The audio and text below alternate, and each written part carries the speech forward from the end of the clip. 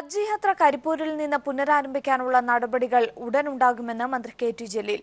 ഇതിനായി കേന്ദ്ര വ്യോമയാന മന്ത്രിയുമായി ചർച്ച നടത്തുമെന്നും കെ.ടി. ജലീൽ പറഞ്ഞു. ഹജ്ജ് അപേക്ഷാ ഫോറം വിതരണോദ്ഘാടനം നിർവഹിച്ച ശേഷം മാധ്യമങ്ങളോട് സംസാരിക്കുകയായിരുന്നു മന്ത്രി. ഹജ്ജ് എംബാർക്കേഷൻ കരിപ്പൂരിൽ നിന്ന് തന്നെയാക്കാനുള്ള നടപടികളാണ് പുരോഗമിക്കുന്നത്.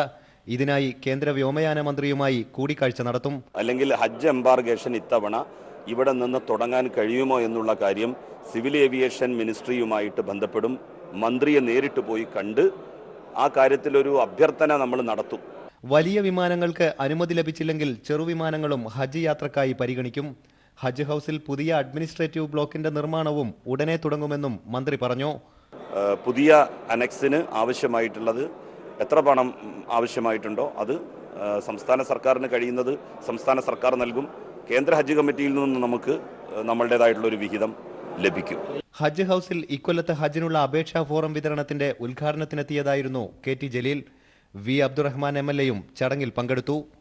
News bureau, Malappuram.